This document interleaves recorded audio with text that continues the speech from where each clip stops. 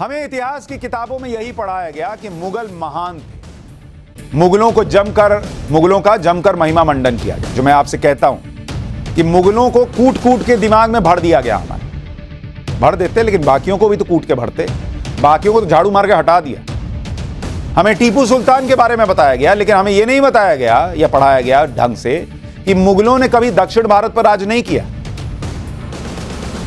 क्योंकि छत्रपति शिवाजी महाराज औरंगजेब के सामने चट्टान की तरह खड़े थे। चोल राजा थे, जिनके बारे में मैंने आपको बताया है, हिंदू चोल राजा दक्षिण में किस तरह से राज कर रहे थे। उसी तरह से मुगल, जिनको इतना महान बताया जाता है, जो दक्षिण में कभी राज नहीं कर पाए, वो कभी पूर्वोत्तर भारत पर भी राज नहीं कर पाए। और यहां मुगलों को जिसने हराया और पूर्वोत्तर भारत से खदेड़ दिया, जिसने मुगलों का बुखार छुड़ा दिया, जिन्हें आज भी लोग पूर्वोत्तर का शिवाजी मानते हैं, आज पाठशाला में मुगलों को हराने वाले महान सेनापति लचित बोरफुकन के बारे में आपको बताऊंगा। और यह नाम लचित बोरफुकन, ये वो महान सेनापति हैं जिन्हें पूर्वोत्तर का शिवाजी कहा जाता है। यह नाम दिमाग में रहना चाहिए। इधर से थोड़ा धक्का मारिए, मुगल को इधर से गिराइए और थोड़ा ये लोग को भी डालिए। लचित बोरफुकन असम के अहोम साम्राज्य के सेनापति। 24 नवंबर को लचित बोरफुकन की 400वीं जयंती मनाई जा रही है। 24 नवंबर को यानी आज असम में लचित दिवस के रूप में इसे मनाया जाता है।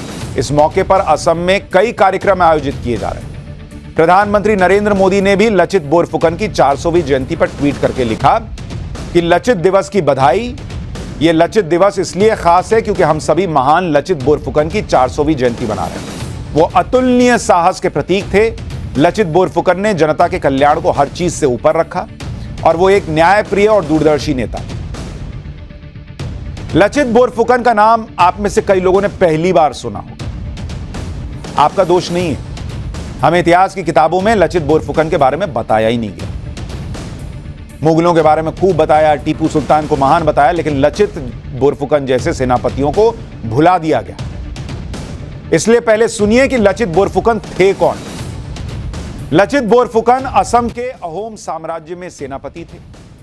अहोम राजाओं ने लगभग 600 साल तक असम पर राज किया। सन 1228 से लेकर 1828 तक अहोम साम्राज्य का अस्तित्व था। लचित बोरफुकन के पिता मोमई तामुली बारबरुआ अहोम साम्राज्य में चीफ कमांडर थे। 1615 से लेकर 1682 तक अहोम साम्राज्य और मुगलों के बीच कई लड़ाइयां हुई। लचित के पिता मोमई बारबरुआ के दौर में अहोम साम्राज्य पर मुगलों ने हमला किया। तब मुगल बादशाह जहांगीर और उसके बाद शाहजहां ने असम पर कब्जे के लिए फौजें भेजी, लेकिन लचित के पिता मोमई बारबरुआ ने मुगलों के मंसूबों को कभी कामयाब नहीं होने दिया। यानी मुगल शाहजहां और जहांगीर के समय से ट्राई कर रहे थे कि पूर्वोत्तर में घुस जाएं, असम में करें, ना कर पाए। मोमई बारबरुआ जो लचित के पिता थे, उनके बाद उनके बेटे लचित बोरफुकन अहोम सेनापति बने, जिन्होंने औरंगजेब की सेना को हराया। मोमई बारबरुआ की ही तरह लचित बोरफुकन के अंदर लीडरशिप क्वालिटीज थी। अभी आपको बताऊंगा कि कितने महान लीडर थे। सुनेंगे तो आपको रोम रोम कांप उठेगा कि इतने बड़े लीडर के बारे में बताया नहीं गया हमको। और यह लीडरशिप उन्हें पिता से मिली थी। लचित ने अपनी आत्मकथा में इसके बारे में लिखा है कि अपने पिता से मैंने कर्तव्य निभाना और अपने काम से प्यार करना सीखा है। मुझ पर जताए गए भरोसे के प्रति निष्ठावान और अपने कर्तव्य को निभाने के आनंद में मैं खुद को भूल जाता हूं। ऐसा डेडिकेटेड सेनापति। असम में लचित बोरफुकन के दौर में ही दिल्ली की गद्दी पर औरंगजेब बैठ चुका था और गद्दी संभालने के साथ ही औरंगजेब ने अपनी सेना को पूर्वोत्तर भारत की तरफ कूच करने का आदेश दिया। मुगलों ने एक के बाद एक गुवाहाटी, पांडु और कजली की चौकियों पर कब्जा कर लिया। औरंगजेब चाहता था कि मुगल साम्राज्य पूरे भारत में फैले और उसके इस मिशन को शुरुआत में कुछ कामयाबी भी मिली। औरंगजेब की सेना गुवाहाटी तक आ चुकी थी और ऐसे हालात में अहोम राजा चक्रध्वज सिंह ने अपनी सभा में सभी मंत्रियों और सेना अधिकारियों की बैठक की। राजा ने कहा कि दुश्मन सेनाएं हमारे पड़ोस तक आ गई हैं। दुश्मनों के लीडर सईद फिरोज और सईद सना को कैसे पकड़ा जाए। मैं जिस व्यक्ति को सेनापति बनाने वाला हूं, उसमें असाधारण धैर्य, सहन शक्ति और फैसले लेने की क्षमता होनी चाहिए। ये राजा कह रहे हैं। राजा की बात सुनकर लचित बोरफुकन ने कहा, तब वो सेनापति नहीं थे, तो उन्होंने कहा कि हमारा दुश्मन कौन है? एक साधारण आदमी तो है। आप सिर्फ अपने पैर की धूल झटक दीजिए तो अहोम साम्राज्य में दुश्मनों को हराने वाला व्यक्ति फौरन मिल जाएगा। लचित बोरफुकन की बात सुनकर राजा चक्रध्वज सिंह ने फौरन लचित बोरफुकन को मुगलों के खिलाफ अभियान लीड करने के लिए चुन लिया। उनको लगा इसमें है कॉन्फिडेंस, और सेनापति बना दिया। लेकिन राजा ने इसकी घोषणा करने से पहले लचित बोरफुकन की परीक्षा ली। लचित को राज दरबार में बुलाया गया, जहां लचित बोरफुकन राजा को प्रणाम करने के लिए झुक रहे थे। उसी समय पीछे से एक सैनिक आया और लचित बोरफुकन के सिर का सुरक्षा कवच, जिसको हेलमेट टाइप कह लीजिए कुछ, वो लेकर भाग गया। उस समय सैनिक के सिर से उसका कवच हटाना अपमान माना जाता था। इस घटना से लचित बोरफुकन को गुस्सा आ गया और वो उस व्यक्ति का गला काटने के लिए तलवार लेकर दौड़ पड़े। उसी टाइम राजा के सामने वो व्यक्ति बचने के लिए राजा के पीछे जाकर छिप गया। तब जाकर राजा ने लचित को रोका। इस घटना से राजा को यकीन हो गया कि लचित बोरफुकन तुरंत फैसला लेने में देर नहीं करते, फिर सामने राजा ही क्यों ना बैठा हो। तो लीडरशिप क्वालिटी है, डिसाइसिव आदमी है, यह राजा को दिख गया और इसलिए बना दिया सेनापति। लचित बोरफुकन के सेनापति बनने के बाद अहोम सेना ने मुगलों से अपने इलाके वापस लेने शुरू कर दिए। 1667 में अहोम सेना ने गुवाहाटी के पास कई चौकियों पर फिर से कब्जा कर लिया। लचित की अगुवाई में अहोम सेना ने मुगलों को पीछे धकेलना शुरू कर दिया। औरंगजेब को यह खबर मिली तो उसने मजबूत सेना असम भेजी। इस बार मुगल सेना का नेतृत्व आमेर के राजा राम सिंह प्रथम कर रहे थे। मुगल सेना में 21 राजपूत सेनापति, 30,000 पैदल सैनिक, 18,000 घुड़सवार, 15,000 तीरंदाज, 500 तोप। फरवरी 1669 में राजा राम सिंह प्रथम गुवाहाटी के पास रंगामती चौकी तक पहुंच गए। लचित बोरफुकन जानते थे कि मुगलों को हराने के लिए उनकी चाल पहले से जाननी होगी, इसलिए लचित बोरफुकन ने दिल्ली से असम तक अपने जासूस लगा दिए। जासूस मुगलों की हर चाल की जानकारी लचित बोरफुकन को देते थे। अहोम जासूस दिल्ली से ही राजा राम सिंह के साथ साय की तरह लग गए। जब राम सिंह ढाका पहुंचे तो इसकी जानकारी लचित बोरफुकन को पहले से मिल चुकी थी, तो जासूस पहले ही काम कर दिए। इस जानकारी के आधार पर लचित बोरफुकन ने अपनी तैयारियां शुरू कर दी थी।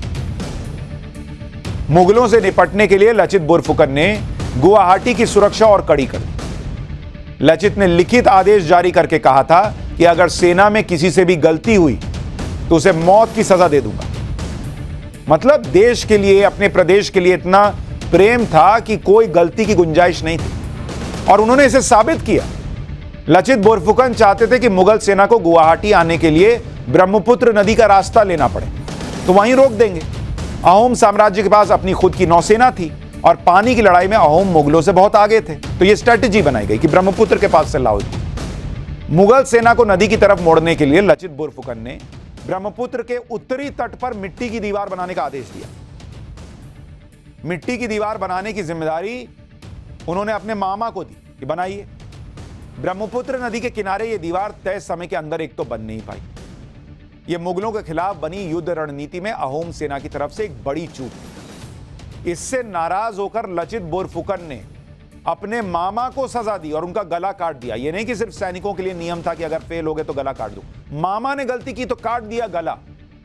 मामा को मौत की सजा देने के बाद लचित बोरफुकन ने अपने सैनिकों से कहा कि मेरे लिए मेरा देश मामा से बढ़कर है। यह था उनका देश प्रेम। लचित बोरफुकन देश की सुरक्षा के लिए किसी भी हद तक जाने को तैयार थे, मरने मारने के लिए तैयार थे। अहोम और मुगलों के बीच घेराबंदी हो चुकी थी। मुगल सेनापति राजा राम सिंह गुवाहाटी में ब्रह्मपुत्र नदी के दक्षिणी किनारे तक पहुंच चुका था, लेकिन इसी बीच अहोम राजा चक्रध्वज सिंह की 1670 में मृत्यु हो गई। इसके बाद उनके भाई उदयादित्य सिंह अहोम राजा बने। 1671 तक लड़ाई में मुगल सेना को बहुत बढ़त मिल रही थी। राजा के निधन से अहोम सेना का मनोबल कम हो रहा था। इसके साथ ही सेनापति लचित की सेहत बहुत खराब हो गई। ऐसे माहौल में अहोम सेना की फॉरवर्ड टुकड़ी से सैनिक भागने लग गए। लेकिन देखिए एक लीडर क्या करता है, सुनिए।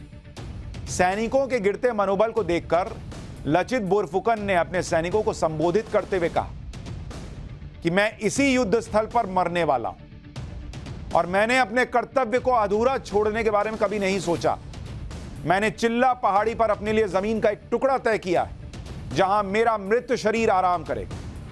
अगर मैं जिंदा रह गया, देख रहे हैं कैसे मोटिवेट कर रहा है, अगर मैं जिंदा रह गया तो मैं उन सभी के पीछे आऊंगा जो इस युद्ध क्षेत्र से भाग गए। लचित की यह बात सुनकर सराय घाट में मौजूद अहोम सेना में उत्साह का संचार हुआ और सेना की सभी टुकड़ियां मुगलों से युद्ध के लिए नए जोश के साथ तैयार हो गई।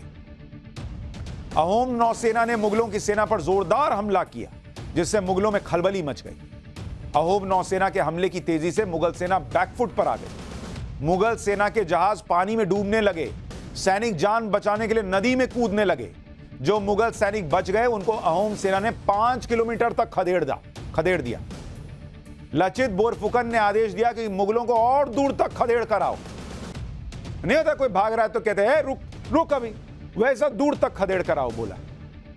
लेकिन फिर ज्योतिषियों की सलाह पर लचित बोरफुकन ने मुगलों का पीछा छोड़ दिया। जब भागो यहां से। इस युद्ध में औरंगजेब की सेना को भारी नुकसान हुआ और बुरी हार हुई।